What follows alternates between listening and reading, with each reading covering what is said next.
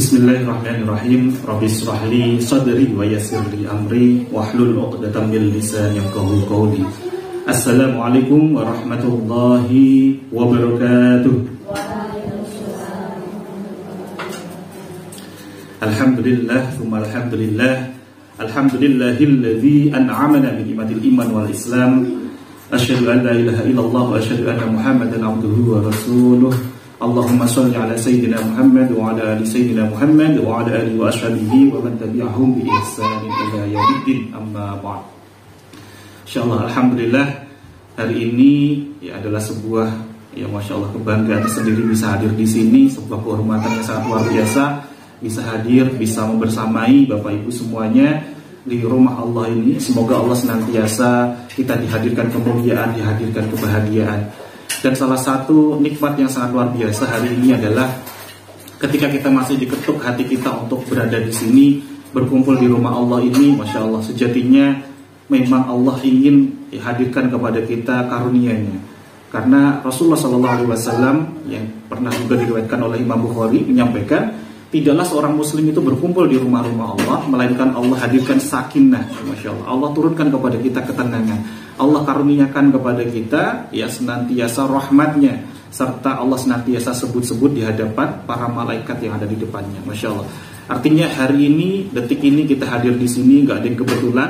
Memang sengaja Allah hadirkan di sini sebagai hamba-hamba pilihan untuk senantiasa hadir di halakoh-halakoh, hadir di majelis-majelis ilmu, yang mana fadilah majelis ilmu itu sangat luar biasa sekali. Salah satunya adalah kita semakin dimudahkan jalan kita menuju surganya Allah. Man salaka thariqan yaltamisu fihi ilman sahallallahu lahu bi thariqin ilal jannah. Barang siapa yang senantiasa menempuh jalannya untuk menuntut ilmu, maka Allah akan bukakan jalannya menuju surga. Dan alhamdulillah, ini adalah hari yang tadi juga disebutkan oleh Bunda Nila. Ini hari yang sangat mulia, waktu yang sangat mulia, Masya Allah, di tempat yang sangat mulia. Semoga kita pula diberikan salah satu yang kita dambakan, yang kita nanti-nantikan adalah syafaat dari Al-Quran dan juga syafaat dari puasa.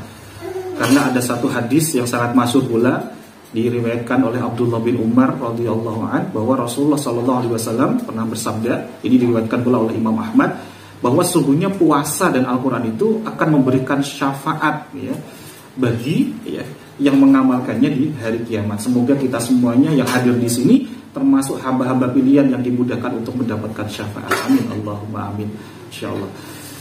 Salawat dan salam senantiasa kita haturkan kepada junjungan kita Nabi Agung, Nabi besar Muhammad sallallahu alaihi wasallam, sang suri tauladan terbaik yang senantiasa kita nanti-nantikan syafaatnya. Bismillah, hari ini kita belajar bersama-sama. Tentunya di sini saya belum pantas untuk membahas tentang parenting sejatinya. Di sini ada yang lebih expert di bidangnya, Masya Allah. Ada Bunda Hari, ada Bunda Nila. Tapi mohon izin untuk kali ini saja gantian saya berada di depan membersamai Bapak Ibu. Nanti insya Allah jika ada yang belum tepat, nanti akan disempurnakan oleh beliau-beliau, guru-guru kita semuanya. Masya Allah. Bismillah, tema kita hari ini adalah tentang memikat buah hati dengan menangkap basah kebaikannya. Nah, terkait dengan memikat buah hati, ini sejatinya banyak sekali caranya, banyak sekali langkah-langkahnya, banyak sekali kunci-kuncinya. Namun spesial hari ini kita baru bahas salah satunya saja, yaitu apa? Dengan cara menangkap basah kebaikannya. Lalu sebagai dasar terlebih dahulu, sebelum kita mempelajari bagaimana menangkap bahasa kebaikan itu agar kita senantiasa dimudahkan memikat buah hati kita, maka kita harus gali terlebih dahulu alasan kita, motivasi kita untuk kita memahami belajar ilmu ini. Karena semakin kuatnya ilmu ini kita pelajari, dorongan rasa kita ingin benar-benar sungguh-sungguh ingin belajar, maka akan semakin menghantarkan kita untuk mudah memahami. Dan ketika kita mudah untuk memahami, maka selaras dengan itu kita pun akan dimudahkan untuk mengamalkannya, untuk mempraktekannya. Jadi kita bahas terlebih dahulu sebelum kita nanti membahas tentang bagaimana caranya, kita gali terlebih dahulu setidaknya mengapa kita harus belajar ilmu ini terlebih dahulu. Seberapa penting sih kita itu untuk belajar ilmu memikat buah hati ini dengan menangkap basah kebaikannya. Tapi sebelumnya mohon izin kita berdoa bersama-sama, kita awali majelis ilmu ini agar Allah hadirkan hudanya, petunjuknya, rahmatnya, sehingga kita mudah menerima, mudah memahami dan mudah mengamalkannya. Ala kulli niyatin sholihatin lahumul Fatihah. A'udzu billahi minasyaitonir rajim. Bismillahirrahmanirrahim. Alhamdulillahirabbil alamin. Arrahmanir rahim. Maliki yaumiddin. Iyyaka na'budu wa iyyaka nasta'in. Ihdinas siratal ladzina an'amta 'alaihim ghairil maghdubi 'alaihim waladdallin. Baik, alhamdulillah ya. Kita langsung masuk ke bagian yang pertama, yakni mengapa penting sekali kita belajar ilmu ini, memikat buah hati dengan menangkap basah kebaikannya. Yang pertama, ya, kita sungguh-sungguh sejatinya sudah paham semuanya bahwa antara kita mendidik anak itu, ya, ada sangat perbedaan yang sangat signifikan antara kita menyuruh anak kita dengan yang memikat anak kita. Kira-kira apa yang menjadi perbedaan yang sangat signifikan? Kita nemu. Ya, jadi interaksi aktif mawon. Bedanya menyuruh dengan memikat. Selama ini kita mendidik anak kita adalah sebuah kewajiban, tapi selama ini sungguh-sungguhkah kita itu sudah memikat atau masih sebatas menyuruh? Ya, itu caranya tadi kata saya ya. Karena begini, ketika kita itu masih di tahap menyuruh, maka sejatinya ya dalam ilmu neurosains pun juga dibahas lebih dalam ya, bukan hanya dalam agama kita saja, bahwa segala sesuatu termasuk menjadi karakter seseorang, baik itu anak-anak maupun dewasa, orang itu kalau semakin disuruh, itu di bawah sadarnya terjadi penolakan.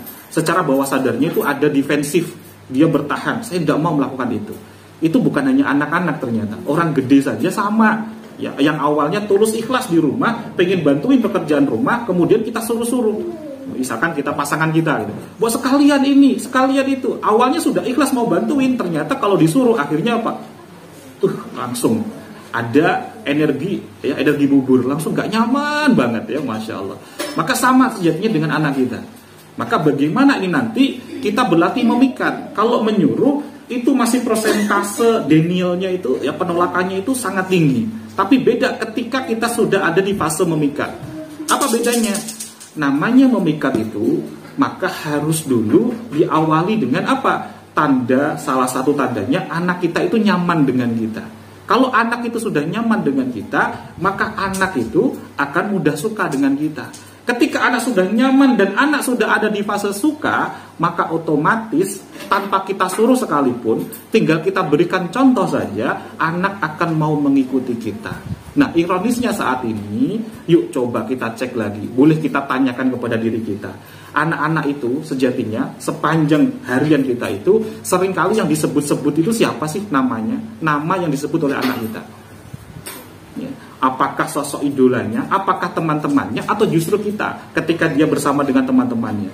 Siapa yang dia jadikan ya role modelnya, siapa yang dijadikan contohnya. Nah, ini perlu kita gali lebih lanjut lagi. Apakah kita ini sudah ada di fase memikat atau belum? Kalau anak sudah terpikat dengan kita, otomatis ya anak itu akan senantiasa ya teringat dengan kita. Bahkan ketika berkumpul dengan teman-temannya pun pasti yang diucapkan itu bahan bicaranya adalah salah satunya siapa? Yang dibawa-bawa adalah orang tuanya.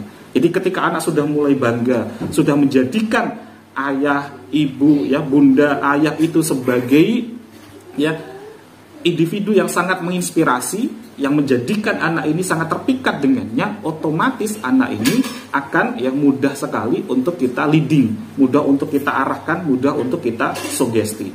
Jadi kalau yang pertama tadi benar-benar kita sudah cek dulu kita sudah di fase memikat atau masih di menyuruh. Maka yang kedua sejatinya adalah coba kita cek kita ini sudah benar-benar menempatkan posisi kita ini sebagai orang tua, sudahkah menjadi role model atau belum? Atau justru anak kita menjadikan role modelnya yang ada di televisi, yang ada di gadget, ya. Maka ini yang harus kita nanti benahi bersama-sama. Inilah pentingnya kita belajar memikat hati, ya, buah hati kita dengan menangkap basah kebaikannya. Berikutnya, alasan yang ketiga adalah coba yuk kita cek dulu agar kita nanti lebih mudah memahami bagaimana langkah-langkahnya. Kita cek dulu ada di posisi mana sejatinya kita sebagai orang tua. Ada 3 ya posisi orang tua. Yang pertama adalah orang tua yang masih di fase namanya nyasar gitu ya. Ini masyhur sekali di dunia parenting. Siapa ini orang tua? Orang tua yang nyasar. Dialah orang tua yang dia itu tidak mempersiapkan segala sesuatunya, termasuk ilmunya, untuk menjadi orang tua. Artinya dia nggak merasa siap untuk menjadi orang tua. Akhirnya apa yang terjadi? Ketika Allah kasih rezeki berupa anak, maka yang terjadi dalam benaknya anak itu sebagai beban. Anak itu ya sebagai hal yang sangat nggak mudah, nggak ringan gitu. Nah, inilah orang tua yang masih di fase nyasar. Padahal nggak mungkin Allah itu nggak tepat dalam ya memberikan amanah kepada hambanya. Maka seringkali ya Ustadz kita ya termasuk Kang Firman ini pasti juga menyampaikan ya firman Allah tentang la yukallifullahu nafsan illa wus'aha, bahwa Allah itu tidak akan memberikan beban sesuai dengan ya batas kemampuan kita. Maka artinya sejatinya anak itu bukanlah beban. Ketika Allah sudah amanahkan, pilih itu kita sebagai orang tuanya, sudah pasti itu tepat bahwa kita yang mampu. Belum tentu anak kita itu kalau dititipkan atau diberikan kepada keluarga yang lainnya itu akan mampu, karena Allah tahu yang mampu adalah kita. Maka ini kita harus gali dulu, apakah kita ini masih di fase ini ya orang tua yang nyasar. Yang kedua, ini yang paling banyak. Apa itu? Orang tua yang di fase bayar. Dia merasa bahwa dengan uang segala sesuatunya bisa dibeli. Dia merasa bahwa tanggung jawab tentang pendidikan anak itu pokoknya sudah saya serahkan kepada guru, yang itu tanggung jawabnya guru. Maka seringkali banyak orang tua yang protes kepada guru ketika masih ada di fase ini. Merasa dengan biaya, dengan uang itu bisa menjadikan anak kita soleh. Padahal ya kalau masih ada di fase ini, maka kita masih gak dekat dengan tadi untuk bisa belajar memikat buah hati kita dengan menangkap basah kebaikannya. Ini harus kita cek dulu. Baru ada fase yang ketiga, Bapak Ibu. Ya, inilah orang tua yang sungguh-sungguh sudah sadar. Nah, ketika kita ada di fase ini, kita nanti akan mudah untuk menerapkan ini. Bahkan saya yakin ya sebagian dari sini sudah ada yang mengamalkan, mempraktekkan menjadi pribadi, bisa menjadi contoh juga untuk menjadi pribadi-pribadi orang tua yang mudah untuk memikat buah hatinya. Ya. Jadi orang tua yang nyadar ini adalah sungguh-sungguh dia sadar bahwa ketika Allah titipkan amanah berupa anak itu, ya sungguh-sungguh itu sebagai ya ladang amalnya, sebagai aset terbaik, sebagai inventaris surganya. Dan dia sadar betul bahwa lewat wasilah anaklah sejatinya kita nanti akan dimudahkan menuju surganya Allah. Bahkan ada satu hadis yang sangat masyhur sekali, yang ya dalam riwayatnya itu disebutkan kelak nanti akan ada orang tua yang ketika nanti ditimbang amalnya saat di hari penghisapan, itu amal baiknya itu tidak bisa melebihi amal nggak baiknya. Dan ketika sudah selesai semua amal baiknya sudah selesai dihisap, kemudian tiba-tiba Allah tambahkan amal baiknya. Lalu orang tua ini akan bertanya kepada Allah, ya Allah, ini amal saya yang mana? Kok bisa tiba-tiba amal baik saya bertambah berlipat-lipat? Padahal sudah jelas seluruh amal baik saya sudah habis ditimbang. Kemudian Allah pun menjawab, inilah hasil dari istighfarnya anakmu. Masya Allah. Nah, inilah pentingnya kita sungguh-sungguh dalam berperan menjadi orang tua. Karena dengan wasilah ini pula lah nantinya ia akan memudahkan kita, menyelamatkan kita nanti di hari ya penimbangan, di hari penghisapan kita, insya Allah. Kemudian ya alasan yang keempat ya, kita sejatinya ya sadar bahwa karena kita pun pernah menjadi anak-anak, kita pun pernah menjadi ya pribadi-pribadi seperti anak-anak kita. Ada 3 tabiat seorang anak ketika dihadirkan persoalan. Kita apa kira-kira? Ingin sharing nih, boleh. Tabiat anak itu kalau dihadirkan persoalan, kira-kira yang muncul apa? Responnya anak itu apa? Nangis. Ada yang nangis gitu. Otomatis. Jadi dari semua tabiat itu, ya banyak sekali. Tapi kalau kita rumuskan, setidaknya, ya nafsunya anak itu ketika dihadirkan persoalan itu ada 3 hal. Ya, yang pertama, dia itu muncul gejolak emosinya dalam bentuk marah. Tapi marah ini kan reaksinya berbeda-beda. Ada yang nangis, ada yang melempar-lempar, ada yang tantrum, betul kan? Ini bentuk yang pertama. Ada yang marah, ya dengan respon yang berbeda-beda. Karena anak itu sejatinya ketika muncul gejolak itu dia nggak mudah untuk mengekspresikan ya perasaan tersebut. Ini yang pertama. Yang kedua, ya tabiat anak itu ketika ya dihadirkan persoalan, yang kedua adalah dia menghindar. Dia menghindar. Ketika ada persoalan, dia menghindar. Ya. Bentuknya, ekspresi dalam menghindarnya ini tentunya berbeda-beda. Ada yang ketiga lagi, apa itu? Dia mencari pelampiasan. Makanya biasanya ada anak yang ketika punya persoalan di sekolahnya, maka dia nanti akan melampiaskan kepada adik-adik kelasnya, ada juga kepada temannya yang lain dan lain sebagainya, atau kepada adik kandungnya juga, atau kepada tetangganya yang lainnya gitu. Itu dilampiaskan sebagai bentuk ketika dia masih belum bisa mengendalikan nafsunya.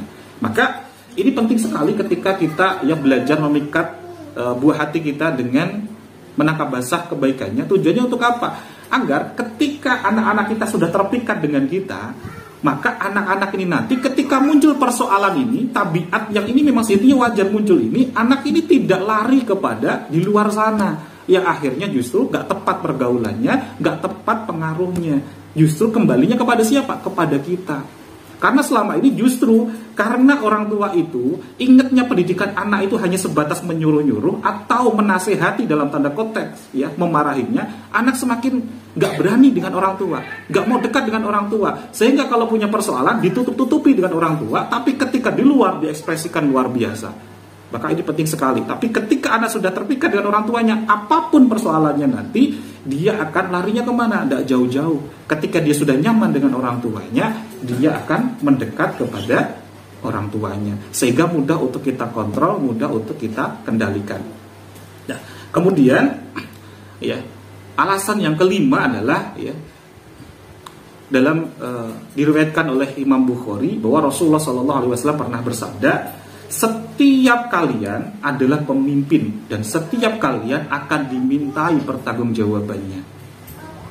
Setiap suami adalah pemimpin bagi keluarganya dan ia akan dimintai pertanggungjawabannya. Setiap istri adalah pemimpin atas rumah suami dan ia akan dimintai pertanggungjawabannya. Bahkan seorang budak, seorang khadimat sekalipun, ia adalah pemimpin atas harta tuannya dan ia akan dimintai pertanggungjawabannya. Maka setiap kalian adalah pemimpin dan setiap pemimpin pasti akan dimintai pertanggungjawabannya. Hadis riwayat Bukhari nomor 4789.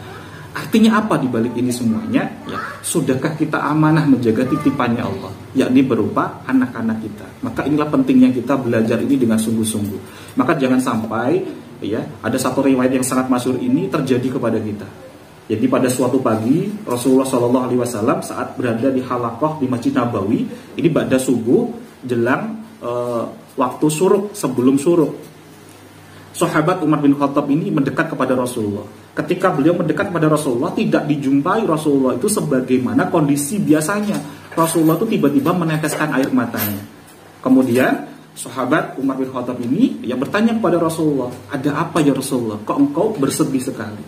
Kemudian ya Rasulullah menyebutkan bahwa saya baru saja dikasih tahu oleh malaikat Jibril, kelak pada hari kiamat itu, ya semua kondisinya sangat mencekam.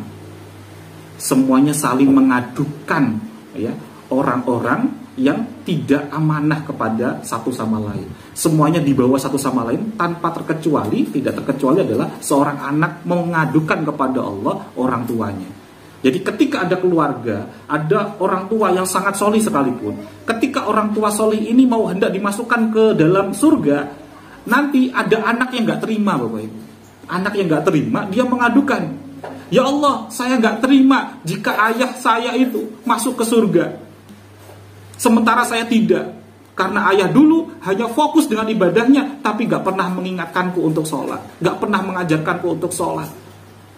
Saya gak terima ya Allah jika ibu saya masuk surga, sementara saya tidak. Jadi satu sama lain nanti akan saling menarik diri, bukan saling menyelamatkan, tapi saling menarik satu sama lain untuk tidak sama-sama masuk di surga. Semuanya ingin mengadukan kepada Allah, ingin menimpakan amal tidak baiknya kepada orang-orang di sekitarnya. Ini kondisi di mana Rasulullah pun sampai yang meneteskan air matanya. Ini anak dengan orang tua, pasangan dengan pasangannya. Padahal Masya Allah, kalau di dunia hidupnya bareng-bareng, ya. Tapi ketika nanti di kondisi itu, semuanya pengen menyelamatkan satu sama lain. Maka agar kita tidak masuk di sana, ya, a'udzubillah min dzalik, kita mari bersama-sama, kita berlatih agar semua keluarga kita nanti bisa selamat, bisa sehidup sesurga. Amin, Allahumma amin. Ya. Maka, Masya Allah, ya. Langsung saja, apa saja sejatinya langkah-langkah untuk bisa diri kita menjadi bagian yang diizinkan oleh Allah untuk dimudahkan memikat hati buah hati kita, memikat buah hati kita agar anak-anak kita itu semakin mudah untuk kita arahkan, semakin mudah untuk kita berikan masukan, dan semakin menjadi pribadi-pribadi yang solih dan solihah. Maka ini kita bahas bersama-sama, ada 4 tahap untuk menjadi pribadi-pribadi orang tua yang bisa memikat buah hati kita dengan menangkap basah kebaikannya. Jadi yang perlu saya garis bawahi adalah memikat buah hati ini banyak sekali caranya. Hanya saja kali ini, sesi ini kita baru bahas satunya saja, yakni dengan cara menangkap basah kebaikannya. Untuk sesi-sesi yang lainnya insya Allah dengan cara-cara yang lainnya, jika masih ada kesempatan atau nanti juga bisa disempurnakan oleh guru-guru kita yang lainnya. Apa saja itu yang harus kita lakukan gitu ya. Yang pertama, langkah yang pertama untuk bisa memudahkan kita memikat hati buah hati kita agar bisa menangkap basah kebaikannya, yang pertama itu adalah kita harus bisa senantiasa melepaskan garis kebenaran kita. Artinya apa? Maknanya apa? Yang pertama di sini adalah kita harus sadar bahwa setiap jiwa itu pasti punya nilai kebaikan, tanpa terkecuali adalah anak-anak kita. Jadi kira-kira nih, kalau kita pikir-pikir, anak-anak kita itu ada baiknya nggak kira-kira Bapak Ibu? Boten. Pasti ada kebaikannya. Tapi mengapa ketika kita ingat dengan kalimat mendidik anak, seakan-akan yang kita keluarkan, yang kita pesankan kepada anak, nak jangan begini, nak jangan begini, nak jangan begini. Itu yang baik atau yang nggak baik kira-kira? Yang kita ingatnya. Coba, kita nasihatin anak itu ketika pas nggak baik atau ketika pas baik? Pasti nggak baik kan? Sehingga muncul dalam diri kita itu seakan-akan merasa bahwa orang tua itulah figur yang paling benar. Padahal bisa jadi tanpa adanya anak kita itu nggak bisa menjadi orang tua. Maka sejatinya bisa jadi anak kita pula adalah guru terbaik kita juga. Kita belajar menjadi orang tua sesungguhnya juga belajar dari anak-anak kita. Maka di sini yuk mari senantiasa kita benar-benar sadari bahwa setiap individu termasuk anak-anak kita pasti ada nilai kebaikannya pula. Maka apapun nanti yang dilakukan oleh anak kita, kita coba cek dulu. Bisa jadi itu sejatinya baik, tapi karena anak itu gak bisa mengungkapkan, gak bisa mengekspresikan. Atau bisa juga karena sama-sama tujuan baik, tapi kita itu terlalu mengkotakkan definisi baik itu. Contoh misalkan Bapak Ibu, kita itu punya persepsi dari dulu pendidikan kita, dari didikan orang tua kita, bahwa 5 tambah 5 itu adalah 10. Pinten Bapak Ibu? 5 tambah 5? 10. Tapi anak punya cara kepada kita bahwa 9 tambah 1 itu 10, 7 tambah 3 itu 10. Ketika anak punya metode yang berbeda, padahal tujuannya sama-sama baik, tapi seringkali karena itu gak sesuai dengan diri kita, karena kita masih terkotakkan dengan peta kita, kebenaran kita, akhirnya kita salahkan anak kita.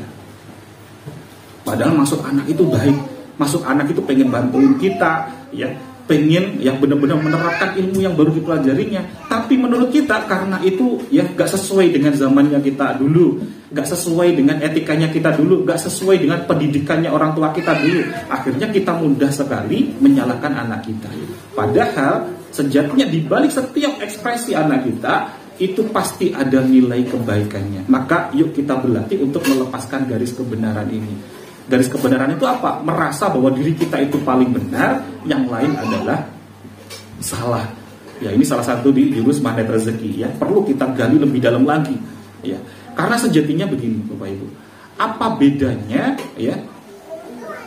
dua makhluk pertama kali yang dilepaskan dari surga?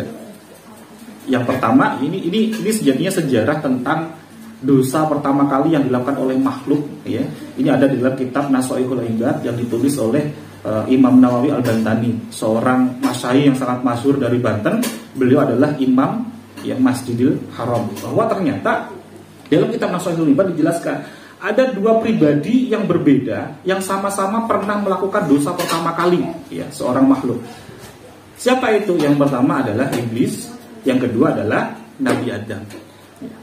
semuanya sama-sama melakukan kesalahan, tapi ternyata impactnya jauh berbeda. Apa itu? Yang pertama, iblis ini kenapa nggak pantas untuk tinggal di surga?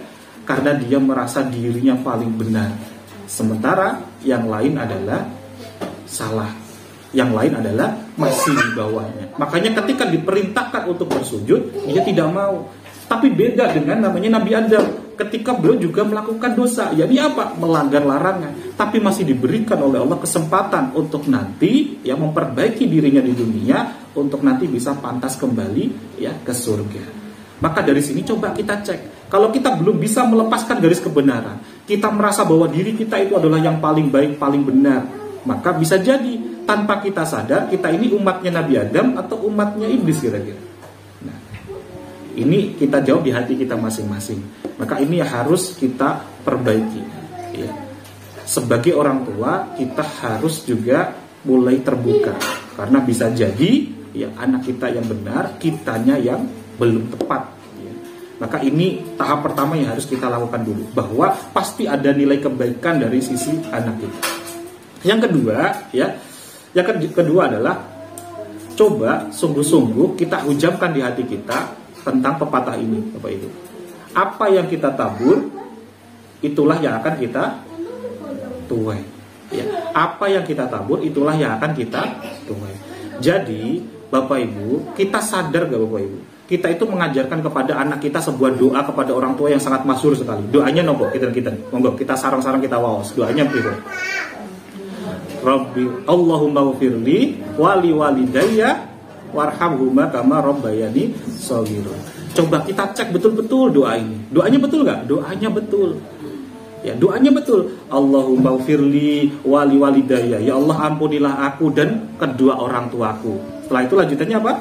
Warhamhuma, sayangilah mereka. Huma itu berarti keduanya. Jadi harus ada peran kedua orang tua. Warhamhuma itu ayah dan ibu kita. Tapi lanjutannya apa? Kama rabbayani shaghira. Coba kita cek dari doa anak kita di bagian lafaz kama rabbayani. Artinya apa ini kama rabbayani? Sebagaimana mereka mendidik kita, mentarbiyah kita. Sekarang coba kita cek respon kita kepada anak kita. Kalau anak nggak tepat, respon kita bagaimana? Cara mendidik kita kepada anak kita gimana?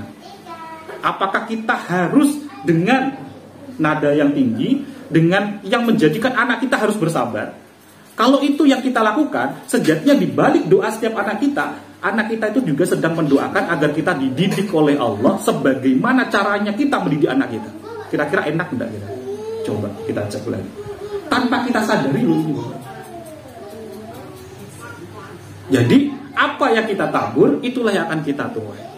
Ketika kita mendidik anak kita itu belum bisa mengendalikan respon kita, maka otomatis ya kita pun juga akan ya, diberikan balasan yang sama lewat wasilah mustajabnya doa-doa anak kita. Karena doa mustajab itu ternyata bukan hanya dari ibu kandung kepada anaknya saja, tapi doa mustajab juga doa dari anak kepada kedua orang tuanya. Nah sekarang coba kita cek.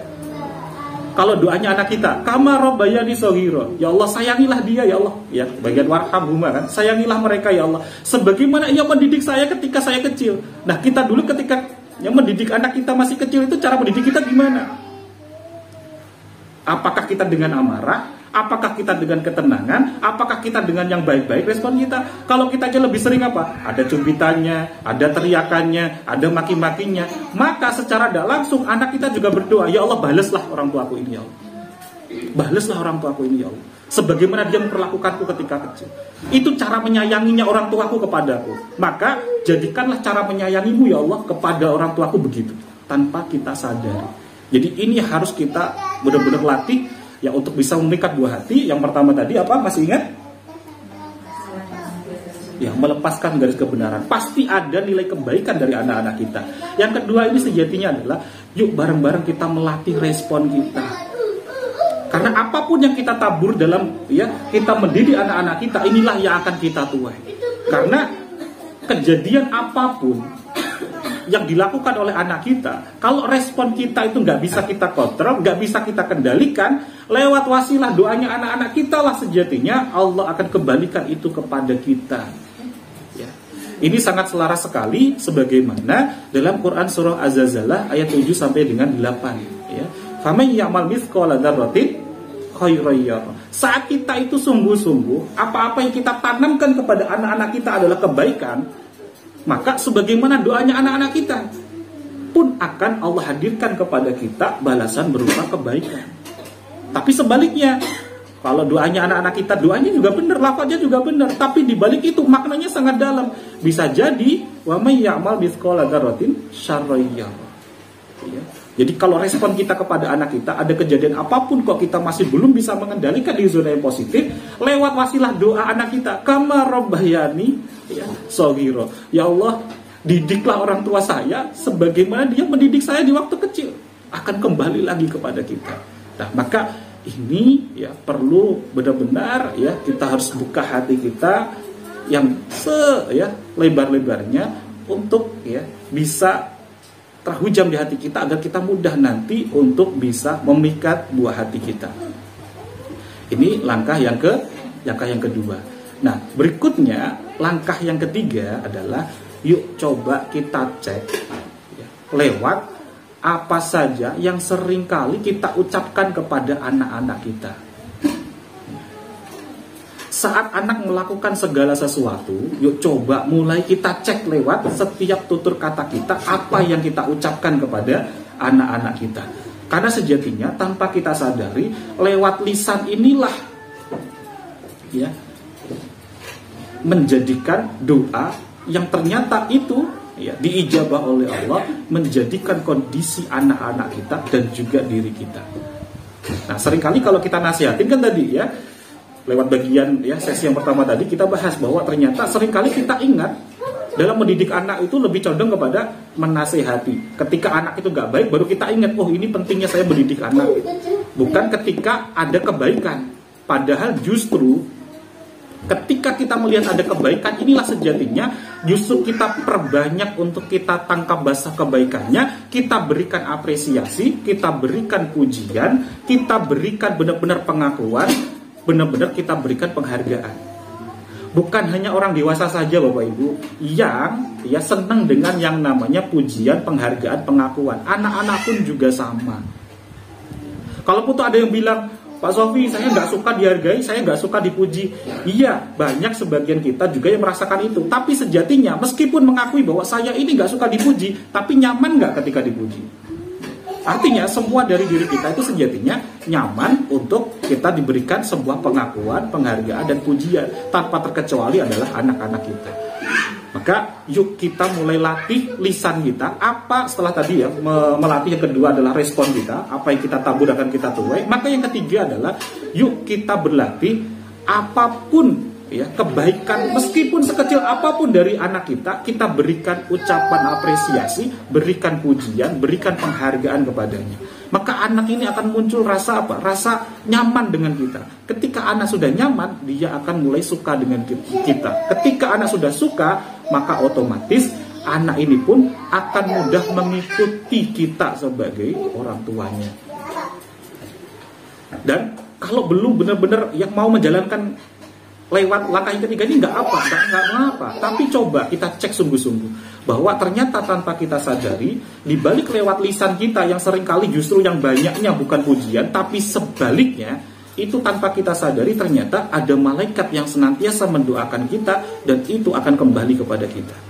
Ya, yang diriwayatkan oleh Imam Abu Dawud, Rasulullah SAW bersabda, la tad'u ala anfusikum illa bi khair fa innal malaikata yu'minuna ma taqulun. Janganlah kalian berucap, janganlah kalian berdoa kecuali yang baik-baik saja. Fa innal malaikata yu'minuna ma taqulun. Sebab ada malaikat yang senantiasa mengaminkan setiap apa-apa yang kalian ucapkan. Jadi kalau kita itu ngingetin anak kita pun juga harus hati-hati, karena di balik semua itu ada malaikat Bapak Ibu. Yang apa? Amin. Amin. Amin. Dan kira-kira coba kalau kita cek mustajab mana doanya kita dengan doanya malaikat? Ya, mustajab yang mana kira-kira? Coba. Maka kalau kita ingin kondisi anak kita pun juga semakin baik, semakin nyaman dengan kita, maka nggak ada cara pilihan yang lain selain apa? Mulai hari ini dan seterusnya kita berlatih tutur kata kita, apa yang kita ucapkan adalah yang baik-baik. Ya, karena impact dari kita melakukan ini, ya, menjaga tutur kata, menjaga doa-doa ini, seperti tadi yang kita jelaskan, anak itu akan mudah untuk apa? Mulai nyaman dengan kita, mulai suka dengan kita. Setelah suka, otomatis dia akan mudah untuk kita leading, mudah untuk kita arahkan. Nah, langkah yang terakhir, ya, karena waktunya sudah jam 9 di jam saya, ya, langkah yang terakhir adalah tempalah besi selagi panas. Bapak Ibu tahu besi? Kertas, ya? Besi itu bisa dibengkokkan, bisa diluruskan ketika lagi apa? Masih panas. Pun sama dengan kondisi anak kita. Jadi ketika anak kita itu masih nyaman dengan kita, ketika baru ada sesuatu kejadian, kita cari sisi baiknya. Oh, ternyata sisi baiknya ini, kita berikan pujian. Anak kok semakin dekat dengan kita, maka itulah saatnya kita untuk menempa anak kita, memberikan arahan, memberikan masukan kepada anak kita. Jangan kita menunggu, ya, besi itu selagi dingin. Kalau besi itu selagi dingin kita tempa, kita pukul-pukul, kita luruskan, kita bengkokkan, yang ada apa? Gak mudah. Kalaupun toh bisa, malah justru patah. Nah, inilah kondisi anak kita. Maka kita harus senantiasa berlatih mengecek kondisi anak kita. Itu ada 3 fase. Yang fase pertama namanya cold, namanya dingin. Ciri-ciri anak yang dingin apa? Dia itu ketemu kita saja sudah menghindar. Kita sering diem-dieman. Ya, ketika kita muncul gejolak, anak itu lari ketemu kita. Anak lagi bermain, kita datang, anaknya udah lari. Nah, ini udah ciri-ciri ini cold nih, anak dingin dengan kita. Ibarat besi itu sudah dingin, tidak mudah untuk kita bengkokkan. Ada fase yang kedua, apa itu? Fase warm, ya, mulai anget-anget gitu ya. Kadang anak itu mau dekat kita, kadang-kala nggak berani mau ngomongin, ya, mau jujur nggak berani gitu. Kadang mau nurut, kadang nggak. Ini fase anget gitu. Tapi coba cek bagaimana agar diri kita bisa memposisikan anak kita di fase panas, di fase hot, di mana anak kita itu ya lagi anget-angetnya, mudah untuk kita bentuk. Nah, salah satunya cara untuk menghangatkan anak kita, kedekatan kita dengan anak kita adalah dengan tadi, langkah yang ketiga tadi. Yuk, banyak-banyakin kita berlatih. Oh, ternyata ini kebaikan. Maka langsung kita berikan pujian, berikan apresiasi, berikan sungguh-sungguh kita dengan tulus. Tapi sebisa mungkin jangan terlalu mengada-ngada yang berlebihan. Apa saja yang tampak di situ, langsung itu kita berikan pujian kepadanya. Kalau terlalu berlebih-lebihan, maka nanti impactnya justru tidak baik. Anak akan berimajinasi bahwa, oh, saya kan nggak melakukan itu, tapi kenapa saya dipuji itu? Gitu ya. Jadi pujiannya tetap dalam ranah yang wajar. Maka anak ini pun akan mudah untuk ya kita arahkan, mudah untuk kita leading. Nah, salah satu contoh ya yang bisa saya ambil, yang bisa saya coba praktekkan juga kepada anak-anak saya adalah apapun kondisi kita dalam satu hari itu, orang tua saya itu selalu, ya meskipun paginya saya mungkin dimarahin, saya harus disidang dan lain sebagainya, setiap kali mau tidur, orang tua itu selalu datangin kamarnya anak-anaknya, termasuk saya. Ibu bapak saya itu bergiliran masuk ke kamar, selalu nyalamin saya, bilang, "Le, lu putih mae sampai ngapunten ya, Le." Bapak pun juga sama. Di bapak itu mulai memberikan apa? Salah satu kalimat yang itu sampai dengan sekarang itu masih terngiang, bapak dan ibu saya. Kalimatnya dengan bahasa Jawa, "Le, lu putih bapak sampai ngapura ya, Le." Dan itu akhirnya itu menjadi habit buat saya. Saya pun kepada kakak saya juga sebelum tidur saya cari kamar kakak saya. "Mas, luputku ngapuranem ya, Mas." Itu Masya Allah terngiang. Dan akhirnya apa yang terjadi? Ketika itu terngiang kepada saya wariskan juga kepada anak-anak saya. Anak saya yang baru berusia 3 tahun, yang namanya Ismail ini, setiap kali mau tidur itu pasti bilang, "Ayah, maaf ya, ya. Ayah, maaf ya, ya." Termasuk juga ya Ismail ini akhirnya apa? Ya, pun sama dengan kondisi saya dulu waktu kecil gitu. Maka dia, anak itu akan mudah tersentuh hatinya, mudah terpikat hatinya ketika kita juga munculkan rasa nyaman kepada anak-anak kita. Bahkan Ismail ini sampai nanya balik kalau sampai saya bilang, "Ismail, ayah juga minta maaf ya." "Minta maaf tentang apa? Yang mana?" gitu. "Yang diminta maaf yang mana?" gitu. Akhirnya saya pun juga balik kepada Ismail setiap kali mau tidur, ketika Ismail ini nanya, bilang, "Ya, Ismail minta maaf ya." "Minta maaf yang mana, Ismail?" "Tadi waktu diminta untuk makan, Ismail gak mau makan." Anak 3 tahun bisa sampai segitunya. Ada lagi, "Ismail minta maaf ya, ini sebelum tidur." "Ngapain Ismail?" gitu ya. "Tadi aku udah izin ngambil HP-nya ayah pas dicas." Dengan logatnya dia yang gak fasih gitu ya. Masya Allah. "Ayah juga minta maaf ya, Nak." Dengan hal-hal yang sederhana ternyata mudah untuk melembutkan hati anak-anak kita. Nah, terkait dengan yang ketiga ini, sejatinya juga bisa bukan hanya terkait dengan bentuk ucapan, bisa juga terkait dengan bentuk sebuah pemberian. Karena sejatinya dalam Islam pun juga diberikan ya salah satu contoh bahwa salinglah kalian memberi, karena sesungguhnya akan menumbuhkan rasa kasih sayang, akan melembutkan hati dengan saling memberi. Tapi ingat, dalam proses memberi ini kita juga harus punya ukuran, harus punya tolak ukur yang tepat, sehingga ketika kita memberikan apresiasi ini, memberikan ya penghargaan dengan menangkap bahasa kebaikan ini, kita pun juga tidak langsung yang baik, sehingga nanti anak kita akan berharap setelah ini nanti apa yang lebih lagi, apa yang lebih lagi. Tetap kita harus bisa kendalikan, tetap kita bisa kontrol ya, insya Allah. Jadi apa saja yang bisa kita lakukan tadi? Ada 4 tahap sejatinya. Yang pertama apa? Lepaskan garis kebenaran ya. Kita sadari bahwa pasti ada nilai baiknya dari anak-anak kita, hanya saja saat ini anak kita belum bisa mengekspresikannya. Yang kedua adalah ya, kita berlatih bahwa merespon apapun yang terjadi kepada anak kita, coba cari respon yang terbaik. Jangan sampai ya kita merespon asal tanpa kita kendalikan. Kita harus berlatih untuk mengendalikannya. Kenapa? Karena apa yang kita tabur pasti itu yang akan kita tuai ya. Dan bahkan ini akan kembali lewat apa? Doa-doa anak kita. Meskipun kita nanti sudah terbujur kaku di dalam tanah, anak kita masih berdoa loh Bapak Ibu ya, Rabbi Allahumma firli wali walidayya warhamhuma kama rabbayani shaghira. Ternyata di balik doa itu pula ada ya balasan yang sangat luar biasa terkait dengan pendidikan kita, tarbiyah kita kepada anak-anak kita. Kemudian yang ketiga tadi adalah apa? Yuk kita mulai berlatih untuk ya mengucapkan kalimat yang baik-baik ya kepada anak-anak kita. Kita berikan apresiasi, kita berikan penghargaan yang terbaik, entah itu langkah kecil apapun dari anak kita. Karena sesuatu yang besar itu pasti dimulai dari langkah yang kecil terlebih dahulu, dari langkah sederhana. Maka kita apresiasi, maka itu akan menstimulus ya, secara psikologis anak ini akan berbuat lebih baik lagi, lebih baik lagi, lebih baik lagi. Rangsangan ya seorang anak ketika mau bertindak itu sebenarnya ada 2 hal. Yang pertama pain, yang kedua adalah pleasure. Pilihannya ada 2. Pain itu adalah ancaman, yang kedua adalah pleasure.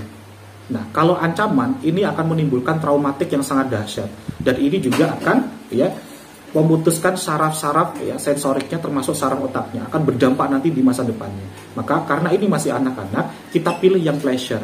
Nah, ada fase sendiri nanti untuk yang kapan kita menggunakan pain, kapan kita menggunakan ya pain ini dengan waktu yang sangat bijak. Jadi ketika masih anak-anak, perbanyaklah untuk pleasure-nya terlebih dahulu. Makanya pun sama, pola dalam Al-Quran pun hanya ada 2 sejatinya.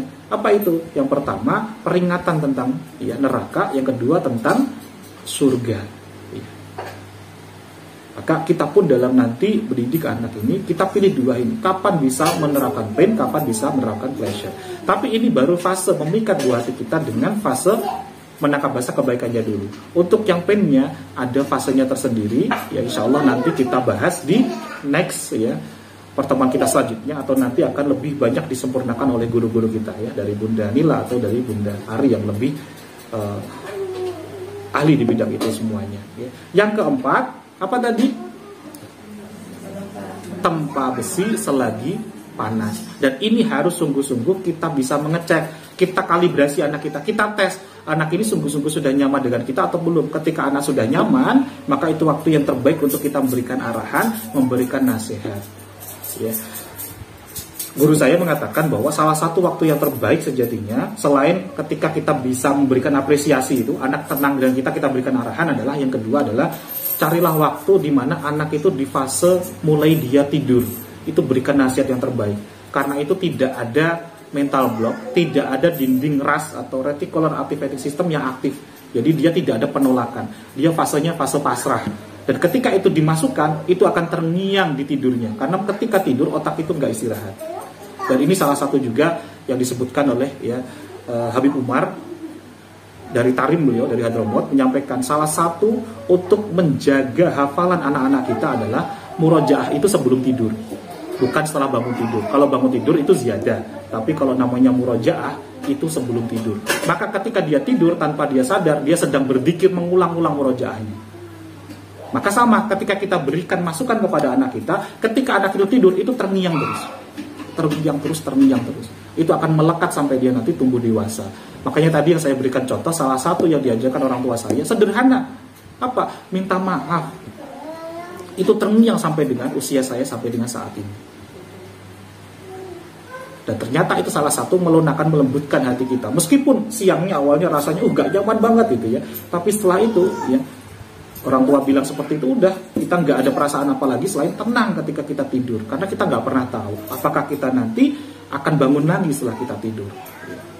Maka bismillah, semoga dengan 4 langkah ini kita pun akan dimudahkan untuk memikat buah hati kita, sehingga buah hati kita semakin nyaman dengan kita pun dijadikan salah satu role model oleh anak-anak kita, sehingga kita pun akan mudah untuk meliding anak kita. Ada satu ya fase yang pernah saya coba jalankan. Ya, dan saya berhati-hati dalam menyampaikan ini. Anaknya ada di sini. Saya tanpa sadar, ketika anak saya dulu yang pertama itu di usia kurang lebih belum sampai 3 tahun, saya selalu ke masjid, saya selalu ajak ke masjid, apapun itu. Ya. Maka muncul satu fase ketika saya nggak bisa membersamai anak saya. Bahkan itu di waktu subuh sekalipun, jalanannya itu nggak dekat dengan masjid, jalanannya juga nggak ada lampu-lampu yang terang. Anak ini semangatnya ke masjid luar biasa. Bahkan ini ketika ada di rumah mertua saya, sampai mertua melarang, jangan nak, udah aman kondisi seperti ini, tapi anak tetap kekeh pengen ke masjid ya. tetap ke masjid. Jadi ketika sudah anak itu nyaman dengan kita, maka dia ketika sudah ada namanya role model, dia akan kekeh untuk memperjuangkan itu semuanya. Hatinya sudah terpaut di dalamnya.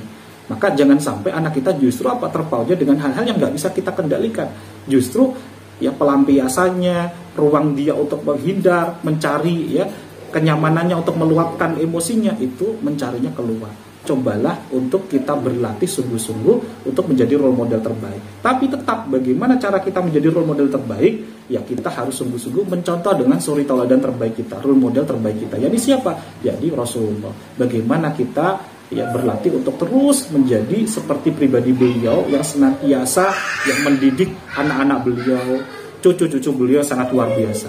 Bahkan ketika cucu beliau, ya Sayyidina Hasan dan Husain, bahkan ketika Rasulullah saat sujud saja, cucunya beliau berada di atasnya beliau, berada di atas pundak beliau. Apakah setelah selesai sholat Rasulullah marah dengan meluapkan emosinya? Tidak. Justru beliau menangkap basah ya, kebaikannya. Justru dipuji. Inilah nanti penerusku. Inilah nanti ya sebagai pemimpin umat. Masya Allah. Dan terbukti Hasan setelah ya lengsernya, setelah wafatnya Sayyidina Ali bin Abi Thalib, tidak langsung Muawiyah. Jadi banyak sekali sejarah yang kita itu nggak tepat karena adanya pergelakan politik. Sejatinya khalifah setelah Sayyidina Ali bin Abi Thalib itu tidak langsung beralih kepada Muawiyah, tapi masih dilanjutkan oleh siapa? Oleh Sayyidina Hasan ya, bin Ali bin Abi Thalib. Walaupun itu hanya sepersekian saja waktunya, tidak panjang, tapi sejatinya itu juga sebagai bentuk pembenaran dari apa yang pernah disampaikan oleh Rasulullah ketika ada fase di zaman dimana Sayyidina Hasan masih anak-anak tadi, bahwa ini nanti sebagai penerus, sebagai ya Masya Allah pemimpin dari kaum muslimin. Wallahu a'lam bishawab. Semoga apa yang kita pelajari hari ini bisa sungguh-sungguh menjadikan kita ya kesadaran sebagai orang tua yang terus kita itu berlatih untuk di zona sadar, dan juga kita terus berlatih untuk ini. Ini nggak mudah Bapak Ibu. Dan bahkan ketika saya mau menyampaikan ini pun ya saya berkali-kali dalam tanda kutip ditampar-tampar oleh Masya Allah ya kitab-kitab yang baru saja kita pelajari, yang kita coba ulang-ulang lagi di bulan Ramadan ini. Ya, apa itu salah satu yang menghujam banget ya? Imam Ghazali mengatakan dalam kitabnya ini sederhana ya, nasihat dari orang tua kepada anak, ayuhal walad ya. Dalam kitab ini salah satunya disebutkan, janganlah pernah kalian menasehati orang sebelum nasihat itu mampu menasehati dirimu sendiri. Janganlah kamu ya memberikan satu arahan ketika kamu belum mengamalkannya, belum mempraktekannya. Jadi ketika saya diberikan amanah untuk mengisi ini pun tidak mudah untuk menyampaikan ini. Tapi bismillah, saya pun masih belajar untuk ada di fase 4 ini. Belum saya bisa semuanya, tapi ini terus kita perjuangkan. Sampai kapan? Sampai akhir hayat kita. Wallahu a'lam bishawab. Ya bismillah, semoga ini bisa memberikan manfaat. Selanjutnya kami kembalikan dulu kepada mungkin Bunda Nila, mungkin ada sesi sharing atau diskusi, kami persilahkan. Bismillahirrahmanirrahim. Assalamualaikum warahmatullahi wabarakatuh. Bagi teman-teman yang belum subscribe dan baru saja menemukan channel ini, silahkan subscribe. Insya Allah Anda akan mendapatkan materi-materi yang terbaik dari channel ini.